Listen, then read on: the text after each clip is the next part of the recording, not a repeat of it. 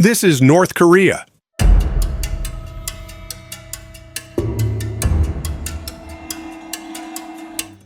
On the country's eastern coast, rows of high-rise hotels overlook turquoise waters. There are water slides, volleyball courts, wide boulevards, and a beach that stretches for kilometers. It's called the Wonsan Kalma Coastal Tourist Zone, a resort built by the state designed to host up to 20,000 visitors at once. Official slogans even call it the world's most beautiful beach. In 2019, Kim Jong-un himself toured the site, inspecting every detail before its grand opening. The project has been presented as a symbol of progress and pride. But who is this resort really for? North Korean citizens? Foreign tourists? Or is it something else entirely?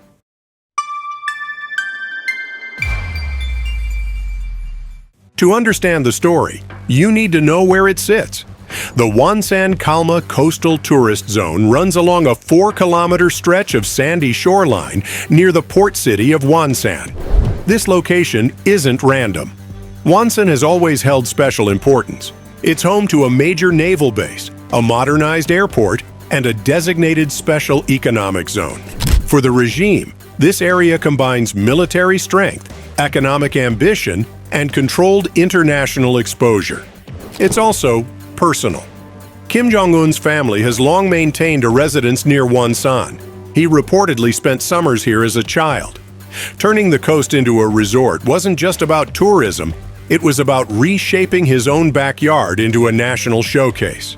The vision for Wonsan as a tourism hub dates back to 2013. That year, officials announced long-term plans to turn the area into a model city, complete with leisure facilities, luxury hotels, and an upgraded airport designed to bring in foreign visitors. The Wonsan Kalma project was first unveiled in 2014. The blueprints called for dozens of hotels, beach villas, amusement parks, and even a dolphinarium. It was meant to be a showcase of modern leisure on the East Sea. The initial goal was to open by 2017, but like many North Korean mega-projects, the timeline quickly slipped. International sanctions tightened. The economy faltered.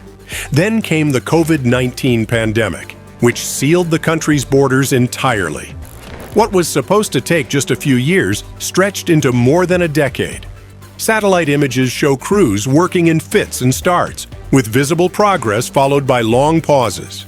This slow march isn't unusual in North Korea. The skyline of Pyongyang tells a similar story. The Ryugyong Hotel, once planned as the tallest hotel in the world, stood as an empty concrete shell for decades. Other prestige projects like Ryomyong Street, the Masikryong Ski Resort, and the Yangdok Hot Springs Spa also carried heavy symbolic weight. The Wonsan Resort fits neatly into this tradition, a showcase of ambition meant to prove the country can build on par with the outside world, even if it takes years to finish. On the surface, it looks like a tourist destination, but the meaning runs much deeper. The Wonsan Kalma Resort is a stage. It projects modernity, order, and capability. It tells the world, look what we can build. By personally inspecting the site, Kim Jong-un placed himself at the center of the story. His family's presence here links the project to the dynasty itself. Continuity, stability, and leadership all wrapped into one. State media has repeatedly shown the resort as a triumph of national effort. Workers were celebrated as heroes. The architecture, with its glass facades and curved balconies, mimics resorts in places like China, Thailand, or even Dubai. The message is clear. North Korea can create the same kind of leisure spaces the rest of the world enjoys, without outside help. It's propaganda, yes, but also a strategy. Prestige projects serve as a mirror for the nation's image, both at home and abroad. Tourism has always been one of the few ways North Korea can bring in foreign money without triggering sanctions. Every visitor pays in hard currency, euros, dollars, or yuan, which the regime needs to fund itself. The Wonsan Kalma Resort is designed to attract exactly that kind of spending. The plan was to first welcome Russian tourists, then gradually open to groups from China and other neighboring countries. Domestically, the state promotes the resort as a success story for ordinary citizens.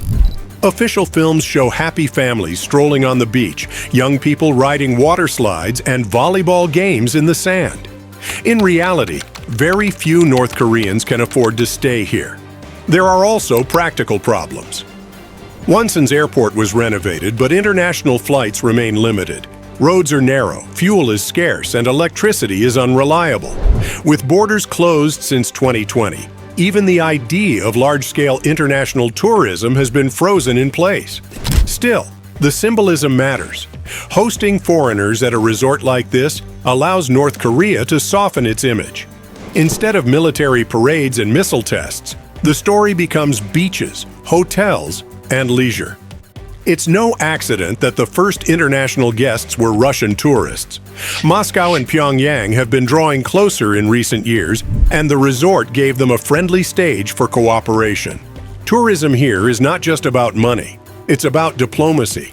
Each foreign visitor is a statement that North Korea can engage, host, and participate on its own terms. But neighboring countries remain cautious. Sanctions are still in place.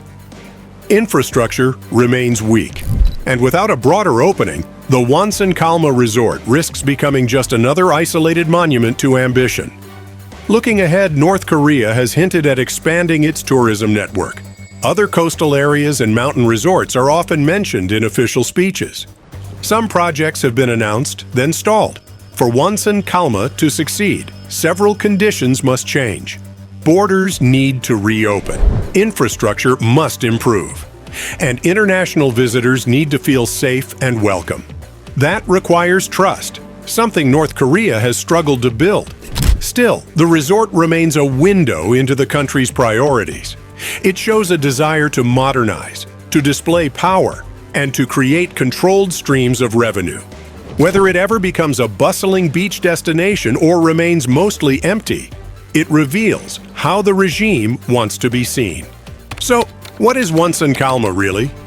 On the surface, it's a beach resort with hotels, slides, and ocean views.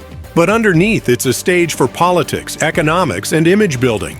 It represents ambition, but also the challenges of isolation. It shows progress, but also the limits of control. The central question remains: is this resort a sign of real change, or just a carefully crafted illusion? Let me know what you think in the comments. And if you enjoyed this deep dive, make sure to like the video, subscribe, and stay tuned for the next story on the world's most fascinating mega projects.